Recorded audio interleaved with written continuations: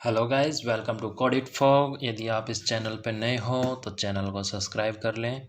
और मेरा नाम है अरुण। तो स्टार्ट करते हैं आज हम पीएचपी एरेज। लास्ट वीडियो में पीएचपी एरेज के बारे में पढ़ा था कि एरे होती क्या हैं और एरे का यूज़ होता क्या है, हम एरे को कैसे काम करते हैं, एरे की रिक्वायरमेंट क्यों आई, हमारे पास वेरिएबल थे तो हम एरे की ज़रूरत क्यों पड़ी, इंटरव्यू में किस टाइप के क्वेश्चन पूछते हैं, कुछ ऐसा मैंने थोड़े बहुत आपको बताए थे।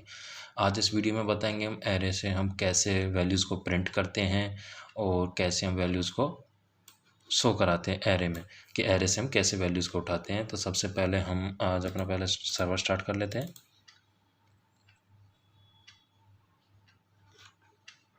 अपाचे स्टार्ट कर लिया हमने, ग्रीन हो गया, अपाचे स्टार्ट हो चुका है।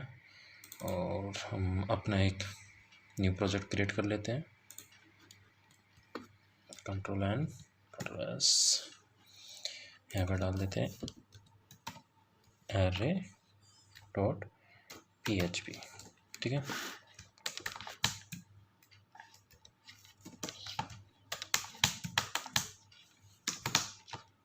अब होता क्या है, अब देखिए एक बार समझने की कोशिश करना।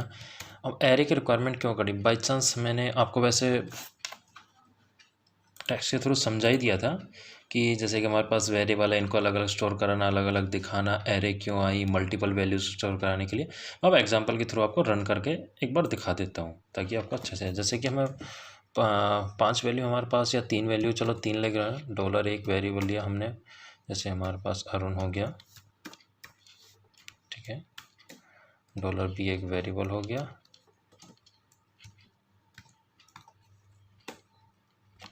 ठीक है। विशाल हो गया,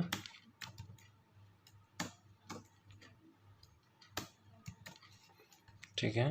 और थर्ड हो गया $C, जैसे हमने डाल दिया रोहित, ठीक है।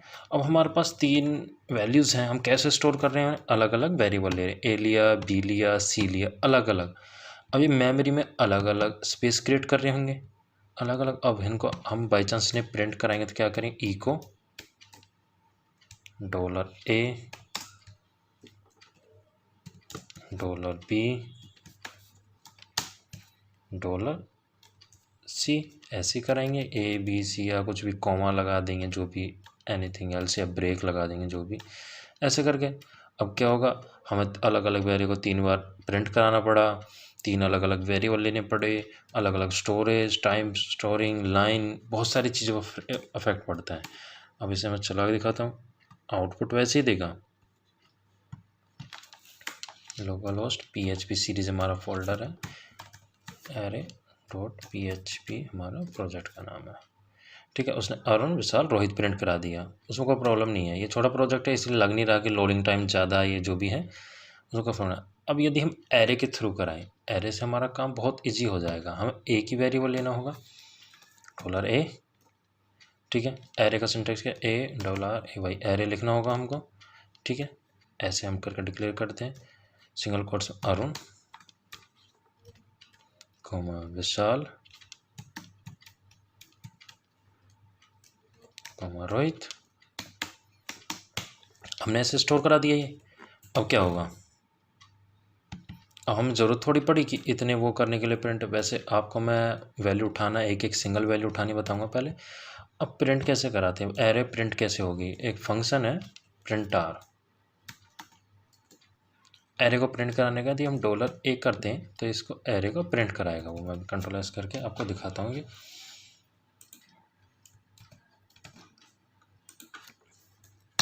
रिफ्रेश करते हैं और देखो, एक फंक्शन बताया था मैं, स्टार्टिंग की क्लासेस चल रही थी कि हमें जो जैसा कोड है उसे प्रिंट कराने के लिए हमें लगाना पड़ता है इको, और यहाँ पर प्री टैग होता है। प्री टैग होता है कि जो जैसा डेटा है, स्ट्रक्चर है, उसे वैसे ही दिखाए, मतलब कि कोड को वैसे ही दिखाएगा जैसा हमारा है। एरे में कुछ डिज़ाइन ऐसे होता है, वो एक लाइन में दिखा रहा है। यदि हम देखेंगे प्री टैग लगाने के ऐसे बात। अब देखो, मैंने कल आपको बताया कि एरे में इंडेक्सिंग चलती है, मतलब एड्रेस जिस पर कुछ स्टोर होता है।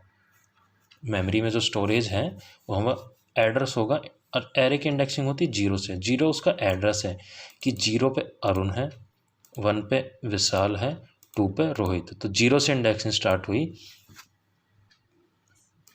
3 वेरिएबल है हमारे पास, अरुण, विशाल, रोहित, मतलब 3 नाम हैं जो स्टोर हैं एरे में 0 इंडेक्स से। अब ये तो हो गया प्रिंट आर फंक्शन। एक वैर डंप भी होता है वैल्यू के टाइप बताने के लिए। हम यदि इसमें लगाते हैं, चलता है तो $a हमने लगाया और इसे चलाते हैं, ठीक है। अब होता क्या, देखो वैर डंप में और कोई फ़र्क नहीं पड़ता है। यदि हम स्पेस देते हैं और इको में भी लगाते हैं, कोई दिक्कत नहीं, ठीक है, ठीक है। होता क्या है कि इसने एरे का साइज दे दिया, मतलब वैर डंप फंक्शन होता है, ये प्री डिफाइंड फंक्शन है। मैं फंक्शन आगे बताऊंगा फंक्शन कैसे बनाते हैं हम, कैसे फंक्शंस का यूज़ होता है। अब ये PHP ने प्री डिफाइंड फंक्शन बनाया हुआ है कि आप वैर डंप लगा दो, प्रिंट आर लगा दो, अब डायरेक्ट वैल्यू प्रिंट करा देता है। अब वैर डंप फंक्शन क्या करता है, उसके साइज़ को भी बताएगा कि एरे का साइज़ कितना, एरे का साइज़ कितना, 3। 0 से इंडेक्सिंग स्टार्ट है, इसलिए 0 1 2। आपको लगेगा कि 2 है, नहीं 2 नहीं है, मतलब 0 1 2 3 ऐसे करेंगे। 1 2 3 मतलब साइज तो 3 है पर इंडेक्सिंग 0 से स्टार्ट है। आपको कोई वैल्यू उठानी होगी तो एड्रेस के थ्रू उठाओगे आप, ठीक है। उसके बाद स्ट्रिंग 4, मतलब कि इसमें 4 स्ट्रिंग है, 1 2 3 4, जैसे अरुण ARUN स्ट्रिंग टाइप है। यदि मैं इसमें एक इंटीजर भी डाल देता हूँ कॉमा करके, ये हो गया इंटीजर, ठीक है। मैं इसे कंट्रोल एस करता हूँ, रिफ्रेश करता हूँ, अब देखिए आप, ठीक है, इंडेक्सिंग बढ़ गई, एरे का साइज बढ़ गया। अब देखो यहाँ पे दे रहा है वो इंटीजर, थर्ड पे इंटीजर टाइप का और उसकी वैल्यू 1 है, ठीक है। यहाँ पर 2 डाल देते हैं, 44 डाल दिया और इसे रिफ्रेश करते हैं। देखो इंटीजर टाइप है और 44 उसकी वैल्यू है। यहाँ पे स्ट्रिंग टाइप है, स्ट्रिंग 5 है, जैसे रोहित ROHIT, मतलब उसका साइज़ दिया है, ये स्ट्रिंग में साइज। तो वैर डंप ऐसे करता है, ये इसको प्रिंट कर देता है। बाई चांस ये तो हमने डायरेक्ट पूरे फंक्शन के थ्रू सारी चीज़ें प्रिंट करा दी।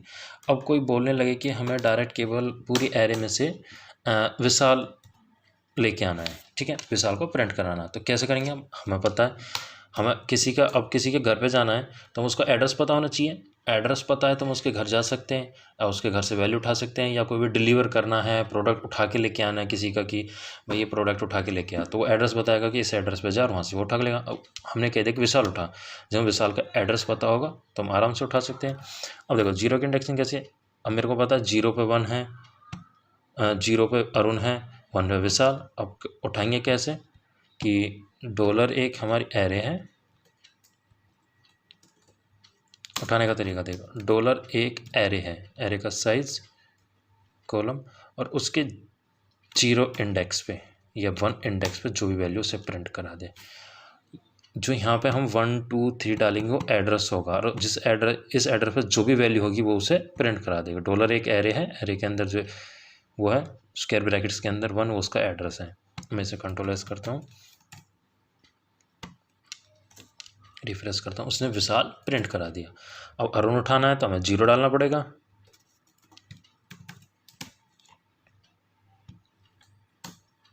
अरुण प्रिंट करा दिया। यदि बाई चांस इसमें हम 3 डालते हैं या 4 डालते हैं, 3 डालते हैं, 3 डालने पे क्या कह रहा है 44।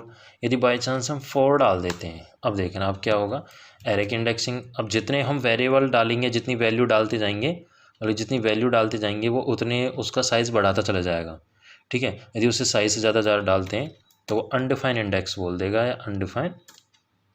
अनडिफाइंड ऑफसेट 4 जो हम डाल रहे हैं अनडिफाइंड है, मतलब कि एरे के अंदर वो है ही नहीं, ठीक है।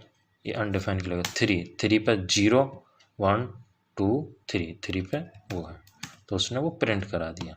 अभी तो हम एक एक करके कर रहे हैं फंक्शन के थ्रू, अब लूप के थ्रू भी प्रिंट करा सकते हैं हम एरे की वैल्यू को, जो कि नेक्स्ट वैल्यू में बताऊंगा एरे की, मतलब एरे को लूप के थ्रू कैसे प्रिंट कराते हैं। यदि मैं अभी इसको बताऊंगा तो वीडियो थोड़ी लंबी हो जाएगी। मैं कल आपको एरे के थ्रू, मतलब लूप के थ्रू एरो को प्रिंट करा के दिखाऊंगा और एरे के टाइप बताऊंगा कि हमारे पास एरे के कितने टाइप हैं। आज के लिए काफ़ी है, और यदि वीडियो अच्छी लगी है तो वीडियो को लाइक करें, share and subscribe. Thank you.